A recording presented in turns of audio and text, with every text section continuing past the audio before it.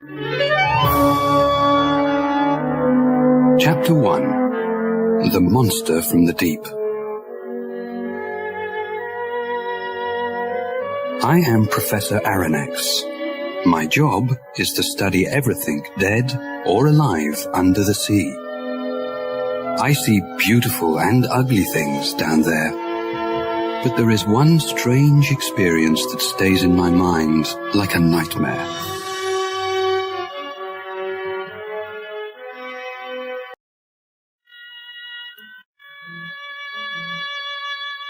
It was 1867. Some sailors said that they saw a dangerous giant monster living in the cold waters of the ocean. Some ships tried to find it and kill it, but they never returned.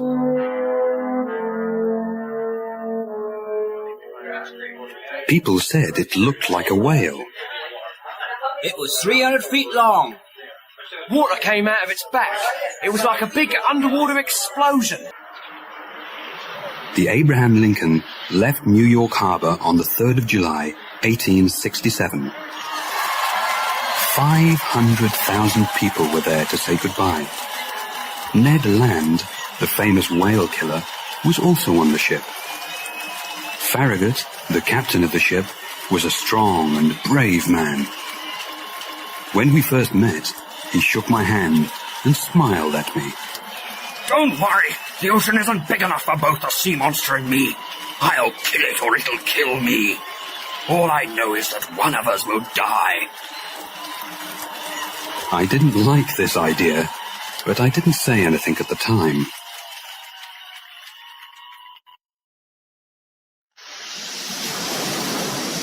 We sailed for 3 months, and we never saw the creature once. The men wanted to find and kill the sea monster, but after all this time, everyone on the ship started to believe that there was no monster. And then, it happened. It was night time, and we were 200 miles off the coast of Japan, when suddenly, Ned Land, the harpooner, cried out, There it is! Don't lose it! I want it dead or alive! The men on the ship began to run and shout. Get the ropes! Prepare the cannons!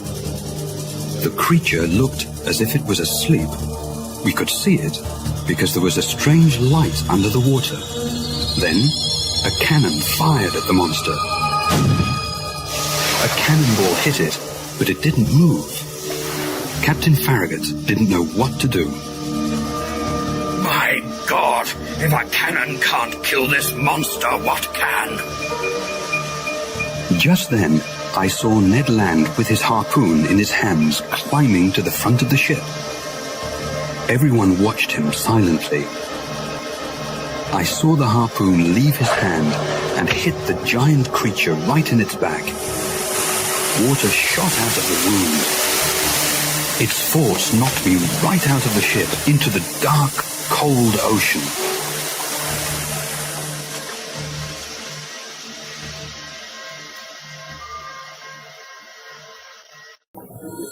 Chapter 2. Saved from the Ocean. I found myself underwater. It was very cold, and I tried hard to get to the top and breathe. When my head was finally above the waves, I saw that the Abraham Lincoln was more than 100 feet away. Help!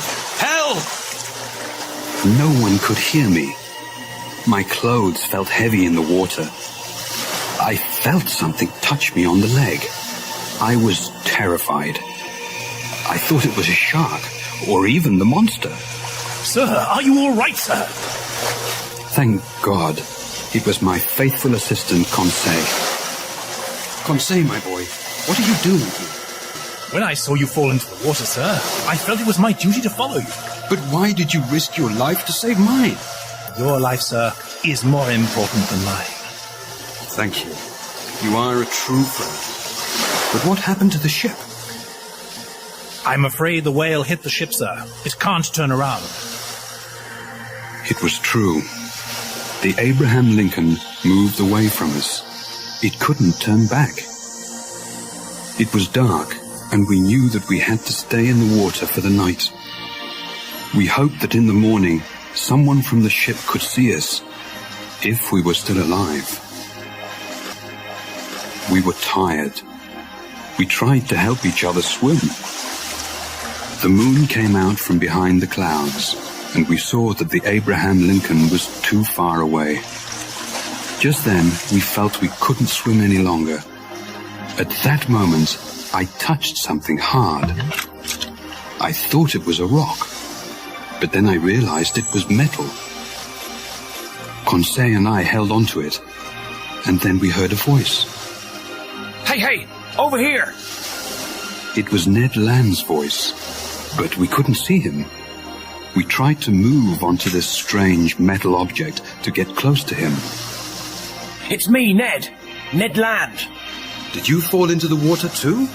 I sure did, and it was a good thing I landed on this. I landed on the monster. Monster? You mean we're on the monster? Yes, and it's moving. Only it's no monster, it's a ship. He was right. What all of us thought was a large whale was a 300-foot-long underwater ship. Ned sat on a platform which was on top of the ship. We knocked on the ship's sides, but they were too thick, and no one heard us. We heard the noise of the ship's engine. I only hope it doesn't go under the water. The mysterious ship began to sink before Ned finished his sentence.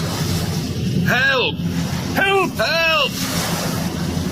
Suddenly, the ship stopped sinking. A short man in strange black clothes opened a secret door on the top of the ship. When he saw us, he ran back inside, frightened. 2 minutes later, 6 large men with black masks came out, took us by the arms, and took us down inside the ship.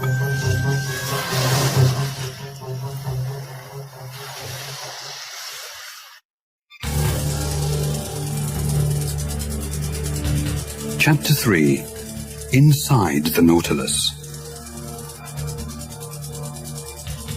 They took us through a long, dark tunnel. We could see nothing around us.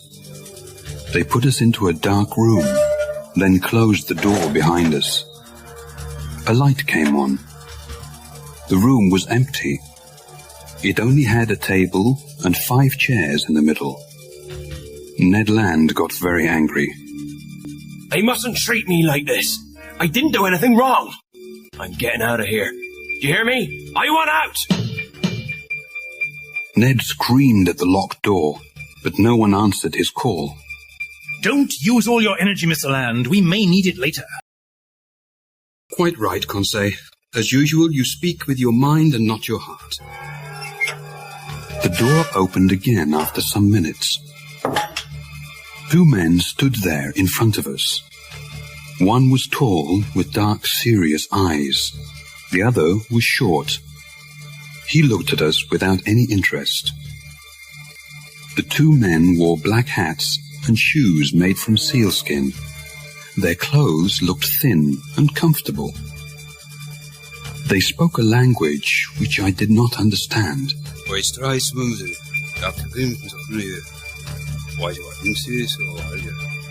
I spoke to them in French, German, and English. I told them our story, but they did not seem to understand. Mr. Land got angry again. You listen to me. You let us off this ship, or... There's no reason to be angry, Mr. Land. It is I who should be angry with you. The tall man was calm, and he spoke perfect English.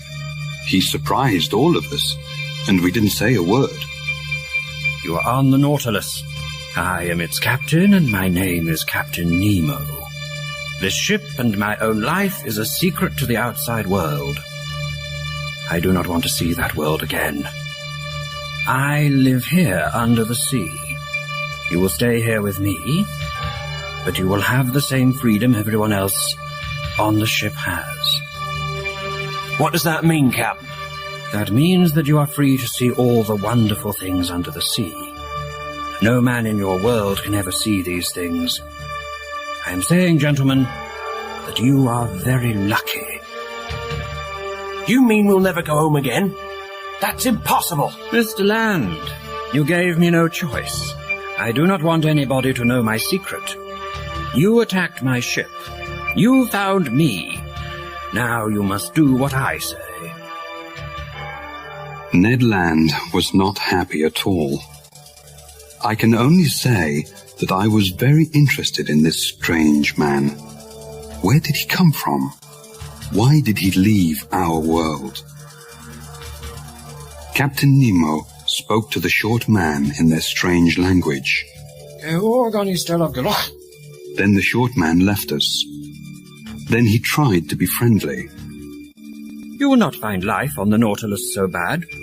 We have wonderful food, and your rooms are very comfortable. The captain showed Ned and Conseil to their rooms, but he stopped me for a moment. Professor, may I show you something? Why, of course.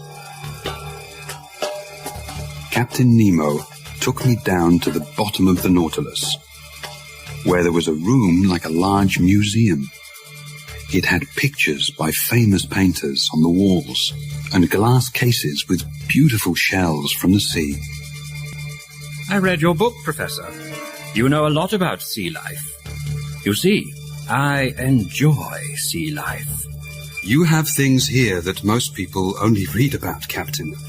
Well, I enjoy this room, but what I really prefer is looking out there.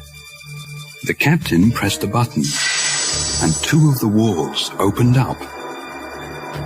Behind them, there were large glass windows looking out onto the sea.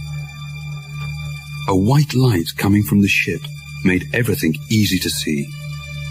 I stood in front of the window like a small boy at the zoo, and believe me, I didn't feel at all like Captain Nemo's prisoner.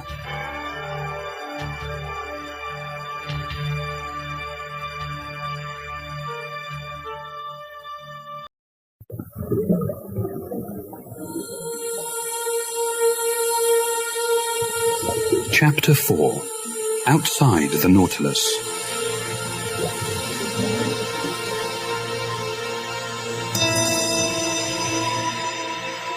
The Nautilus traveled underwater, watching the mysteries of the ocean. The captain and his crew were excellent hosts. They gave us wonderful seafood, and we were free to visit any place we liked on the ship. We traveled near the coasts of Australia and Papua New Guinea. I enjoyed seeing all the strange sea life of these waters. I had enough information to write a new book. But Ned Land was not happy on the Nautilus. He was a whale hunter, and his life was above the water, hunting whales. One morning, he asked Conseil and me to go to his room to talk. I want to talk about our escape. Our escape? We're underwater. How can we escape? Not now. This ship goes above water every 2 days to fill it with clean air. When we're near land, we have to try to escape.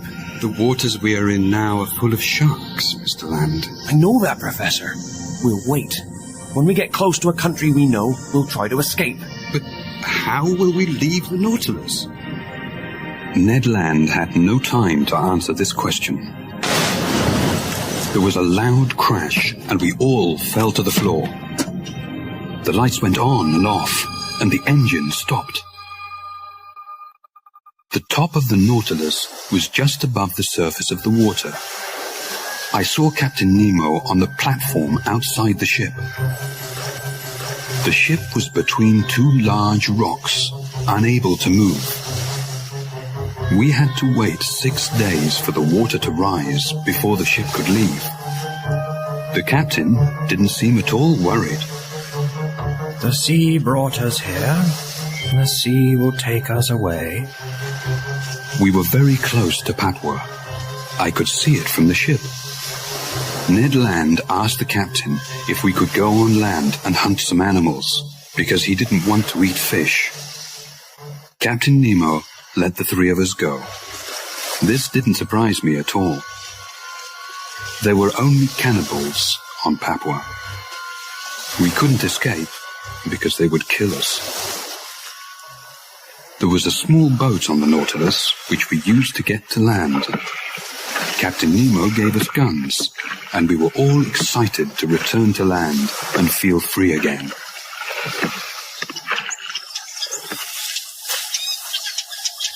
The beach of Papua was beautiful. It had soft, white sand and 200-foot-tall palm trees. We found bananas and coconuts, and we made a small camping area for the day. Some wild animals came out of the forest and ran away. Conseil was at first frightened. I thought they were the cannibals. Don't worry, Conseil. It's not yet lunchtime. We all laughed, then continued looking for fruit and vegetables. We walked through the tropical forest. We were so excited by this new adventure that we forgot where we were walking. We were far from the beach. I felt something small hit my head. I think I was hit by a rock. A rock? There's another. Suddenly, we saw others moving through the forest. Professor, sir, we're not alone. There were cannibals everywhere. We ran back to the beach. They followed us. They carried spears and shouted in a strange language.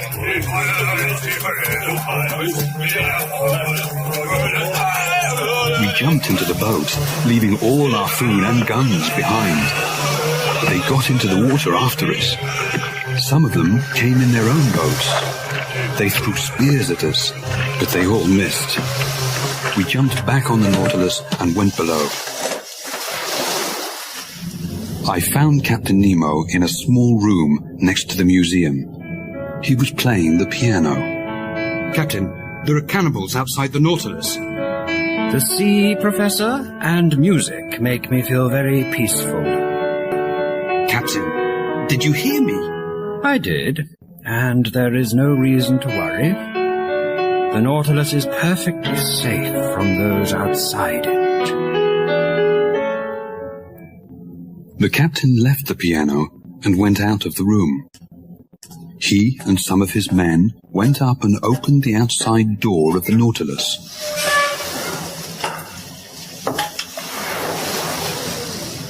Several cannibals looked down inside. One tried to get in, but when his hand touched the ship, he screamed. Another tried the same thing, and he also screamed. Soon, all of them swam away. You see, Professor, there is electricity around that door. Anyone who touches it feels great pain. I felt terrified. The captain had everything he needed to protect himself and his men. He also had everything he needed to keep us prisoners.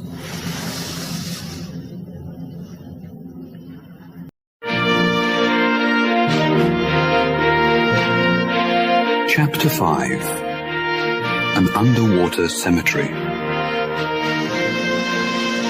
The Nautilus was finally free of the rocks near Papua. We now traveled east, past Australia, and into the Indian Ocean. Life on the ship was normal again. We sometimes stopped on the ocean floor and walked outside the ship. We wore special suits. They had large glass heads with special tanks filled with air so we could breathe. Ned Land still wanted to escape, and he thought about it every day. But now that we were in the Indian Ocean, there was nowhere to escape to.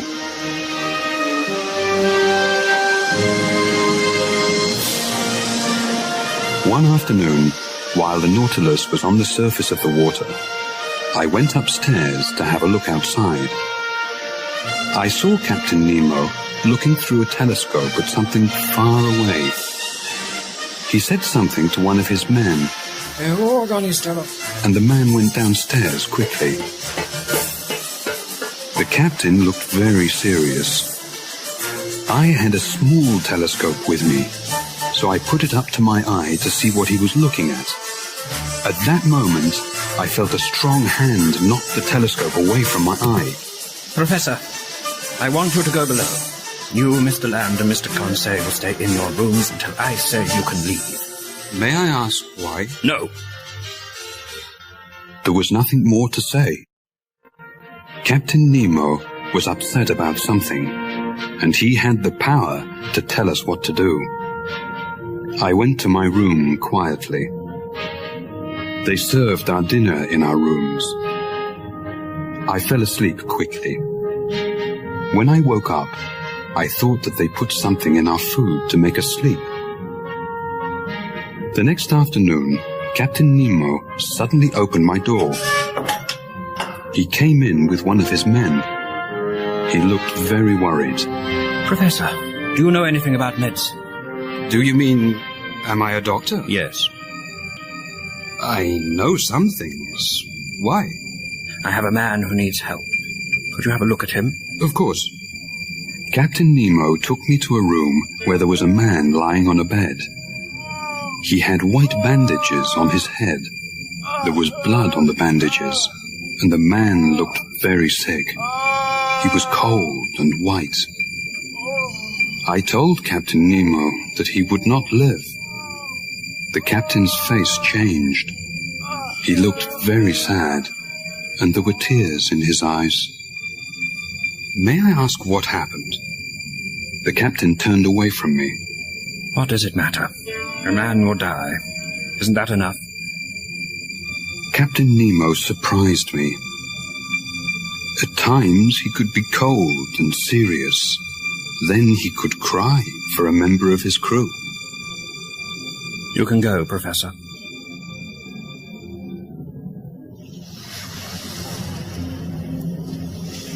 The next day, I saw the captain on the platform. It was a bright, sunny day. I did not want to say anything about the sick man, but I was curious. I asked him if he wanted to go for a walk on the ocean floor. He said yes, so we put our suits on and off we went. The Indian Ocean had the most beautiful rocks, plants, and fish in the world. All of us enjoyed it very much. It was like a colorful picture show. But Captain Nemo had another reason for our walk. I saw that his men carried something long and flat in a bag. They also had tools to dig with.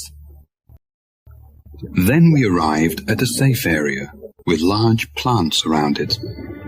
They put the bag down and began digging.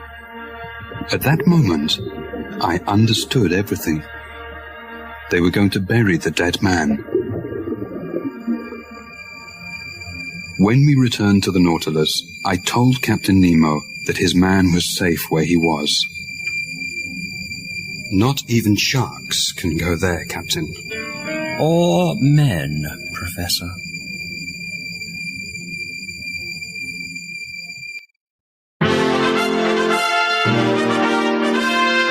Chapter 6. The Giant Pearl and the Shark.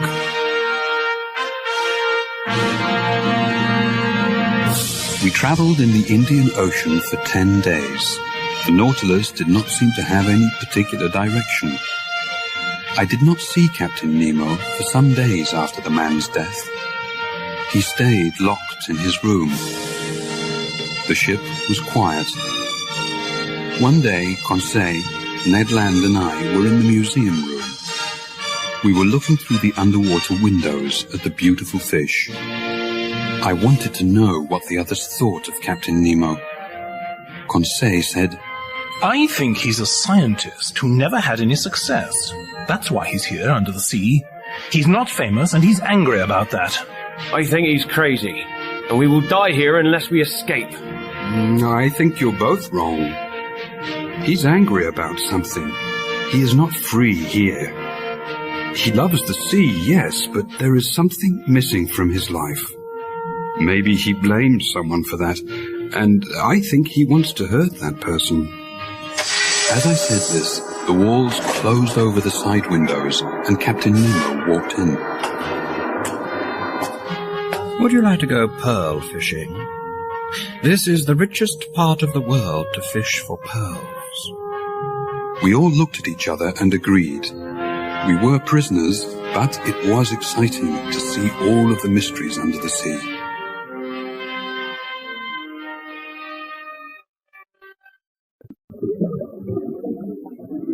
The ocean near India has thousands of oysters. The pearls inside them can cost hundreds of dollars. There are many sharks in these waters, and it's very dangerous to go looking for pearls there. I didn't like the idea of sharks.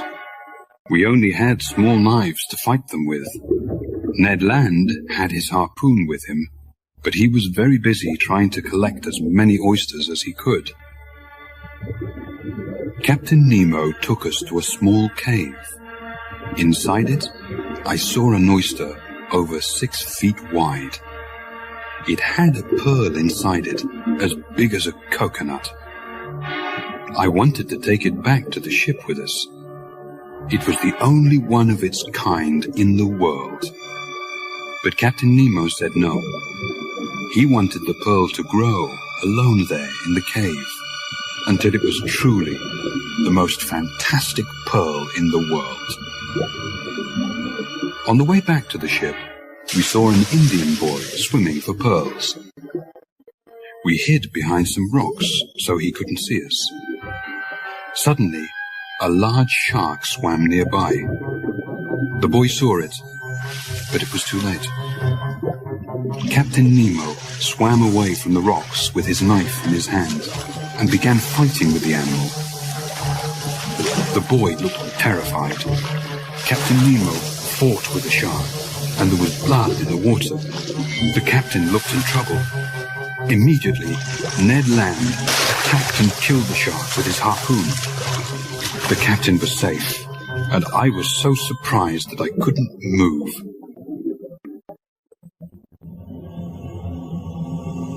When we got back to the Nautilus, the captain thanked Ned Land. You saved my life, Mr. Land. Thank you. Don't thank me. I kill sharks and whales because it's my job. I didn't do it for you. Come, Mr. Land. That's a horrible thing to say. It's all right, Conseil. I understand, Mr. Land. I saw in his face that he did understand Ned Land. We were prisoners.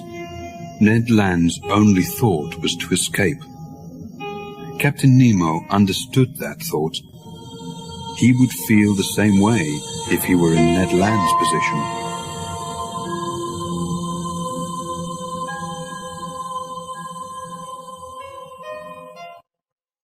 Chapter 7. The Lost City. Captain Nemo took us north through the Indian Ocean to the Red Sea, but the Red Sea had no exit. As we got closer to Egypt, I went upstairs to the glass room at the top of the ship. It was dark outside. We were a long way under the sea. Captain Nemo turned on the outside lights. I don't understand, Captain. There is no exit here. We cannot go through the land. But we can go under it. Watch. We moved down below the country of Egypt. Suddenly, I saw a large hole in the rock. A tunnel. That's right, Professor. And we are going through. The Nautilus shook as we went through the small tunnel. It looked like an old cave. Then, water surrounded the ship, and there was no more land.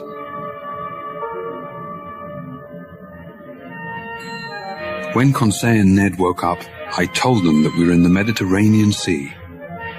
But how? Who cares how? Now's our chance. When we go up again, we're going to escape. We're close to Europe, and we can take the small boat to get to land. Do you agree?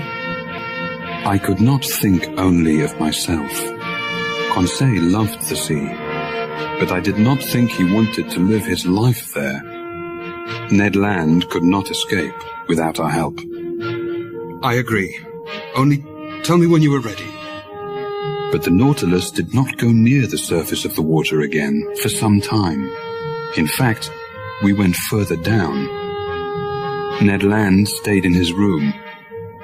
I felt sorry for him, but I loved the sea.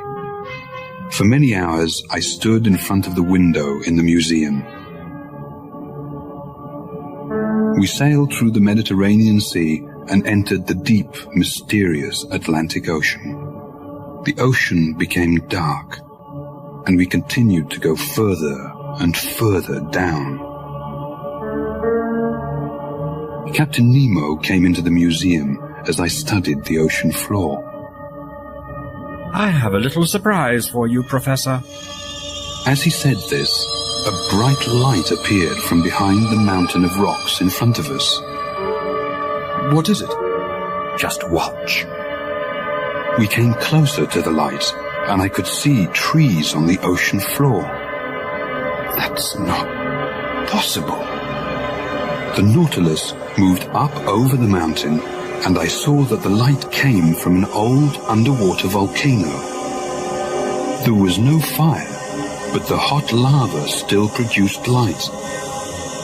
The light showed us part of the ocean floor. There were stone houses and ancient temples on it. I did not understand how such things could be there. It looks like a city from thousands of years ago. It is. It's the lost city of Atlantis. I looked up at Captain Nemo. He never took his eyes off the window. I looked down again. So it was true, I thought. Atlantis did exist, but only Captain Nemo knew for sure.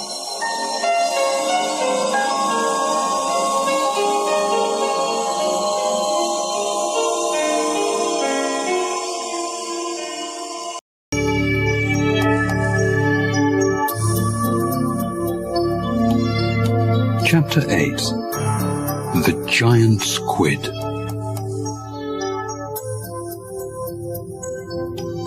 We travelled through the Atlantic Ocean down to the South Pole. We went under the ice and came out on the other side. Imagine what we saw. Penguins, whales, polar bears, dolphins, icebergs. It was like a dream, and we saw it from the inside of the Nautilus. We continued up the coast of South America. Finally, we came to the warm waters near the Bahamas. Who could be unhappy? Only one person, Ned Land. Conseil, Ned and I were in the museum, looking out at old stone walls, 5,000 feet under the sea. There are giant squid in the holes of those walls. Come, Professor. You don't believe that, do you? What giant squid, sir? Well, the giant squid is really just a story. Many people like to tell stories about giant squid, but no one knows if they're true. But I know one man who said he saw one. How long was it? 20 feet. Did it have 8 tentacles like snakes coming out of a big round head? Yes. And did it have a mouth and nose like a bird's? Yes. Why, Conseil? Because I think I see it right there. I looked out of the window, and there was a 25-foot giant squid. It moved close to the Nautilus, and it hit the window with its long tentacles. The Nautilus was too strong for it, but it was a very frightening creature. Soon, other, smaller squid came near the window. They all wanted to attack the ship. They did not know what it was. Suddenly, the Nautilus stopped. Captain Nemo came into the museum. Is something wrong, Captain? Yes. One of those ugly creatures is caught in our propeller. What can we do? We can take the ship up, then try to free the monster. Captain Nemo never thought of danger. He thought nothing could stop him, his men, or his ship. We all went upstairs. Captain Nemo gave us all axes to cut the squid's tentacles if they attacked. One man went to open the door to the platform. As he opened it, a long, thick tentacle of the giant squid came inside like a snake and pulled the man outside. We all ran up the stairs. Outside, 6 or 7 small squid moved along the top of the Nautilus, throwing all their tentacles at the ship and its men. We fought them with our axes, but the large one with Captain Nemo's man in his tentacle, stood holding the man in the air. The man cried for help. I was surprised he spoke English. Captain Nemo attacked the giant squid with his axe. He cut off some of its tentacles. I thought Captain Nemo would save his man. Then I saw Ned Land with his harpoon in his hand. I thought he was going to kill the captain. Ned, don't! But I didn't need to stop him. One of the smaller squid knocked the harpoon out of his hand and threw Ned down. The squid was about to pull him into the sea. Captain Nemo saw this, cut off the squid's tentacle, and saved Ned Land. You saved my life! Didn't you do the same for me? Yes, but... Captain Nemo did not wait for the answer. He turned to help his own man, but it was too late. The giant squid shot black ink out of its body, and none of us could see anything. When we cleaned our faces and our eyes, the squid was gone, taking the man with it.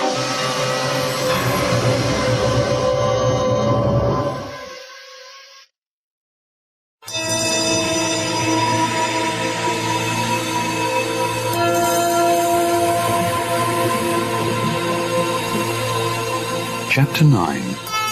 The Battle. The Nautilus was quiet again. The only sound we could hear was the ship's engine. Captain Nemo stayed in his library. I didn't see him for several days. The same thing happened after the death of one of his men. I thought there was something more to this. Maybe Captain Nemo thought that soon all his men would die, and the Nautilus and his secret would be lost. Ned Land could not wait any longer. I want you to talk to the captain, Professor. Ask him if we can leave. Now is not the time, Ned. It is. If you don't speak to him, I'm going to do it myself. All right, Ned. I'll do it. When? Soon. No, Professor, now. I had no choice. Ned Land lost his temper, and I thought Captain Nemo might listen to me and let us go. I found the captain in his library. He stood and looked at a picture of a young woman with 2 small children. He didn't hear me go in. He looked very sad. Who was this woman? Was it his wife? My leg hit a table, and Captain Nemo turned round. I'm sorry, Captain. I came to speak to you. Not now, Professor. I'm afraid it's important. What is it? It's about our freedom. The men and I need to know what you plan to do with us. I already told you. Captain, you can't expect us to stay on this ship forever. Professor, you found me. I did not find you. No one who enters the Nautilus ever leaves. There is nothing else to say. Suddenly, I heard a voice speaking in that strange language.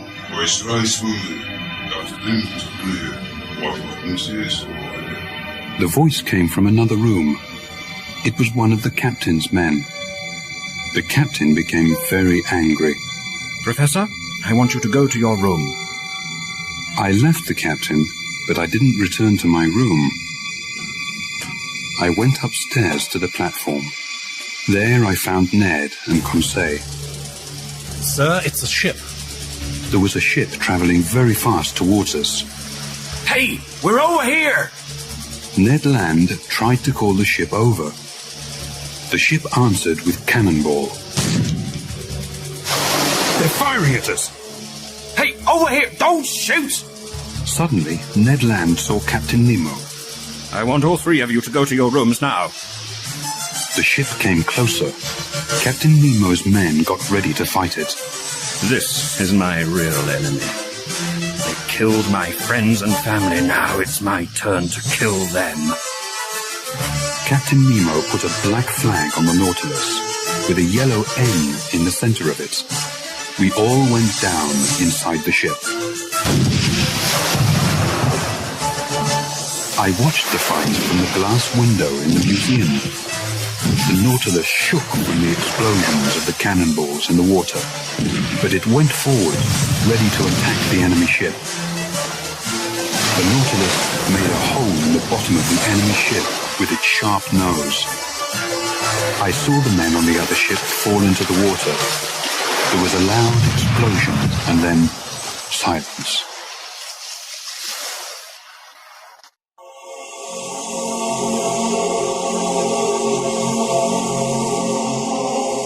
Chapter 10. The Whirlpool. Captain Nemo was not the man I thought he was. I had respect for him as a scientist, but he murdered those men on the other ship. After the terrible battle with the enemy ship, everything on the Nautilus was quiet. I did not see Captain Nemo or any of his men. We traveled underwater, never coming up except for air. Ned and Conseil stayed in their rooms. We all felt the same. Now, the adventure of the Nautilus was not exciting or interesting. It was ugly and deadly. The only thing we wanted was to escape. Ned Land came into my room one night and woke me up. We were in the North Sea, near the coast of Norway. Professor, wake up. The boat's ready. Now is the time. Can you see land? Yes, about 20 miles away. We have to try. I agree. I'll go up first. Conseil is there. Wait for 2 minutes, then come up after me. If anyone stops you, kill him. Ned Land put a fishing knife in my hand and left the room. I looked around one more time. This was my home for 9 months. For most of that time, I enjoyed it, but now I had to leave. As I walked through the museum to the stairs, I heard music coming from Captain Nemo's library. I listened to him playing the piano, and I thought I heard him say, "Enough, oh God, enough." Those were Captain Nemo's last words.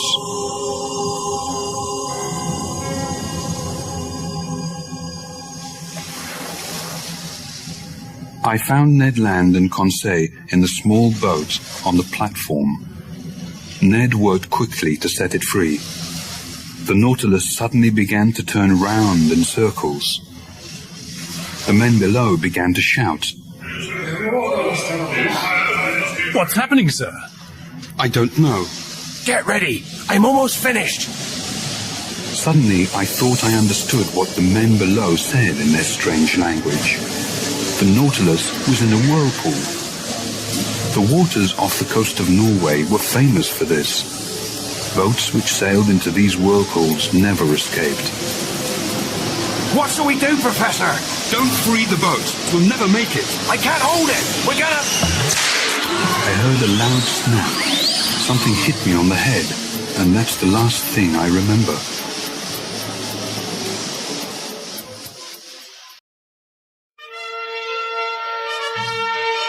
I am writing this now some months later. I am safe now. The whirlpool threw our boat away from the Nautilus. Some fishermen found us and took us to the shore. I do not know what happened to Captain Nemo and the Nautilus. Maybe he is still alive, living under the sea.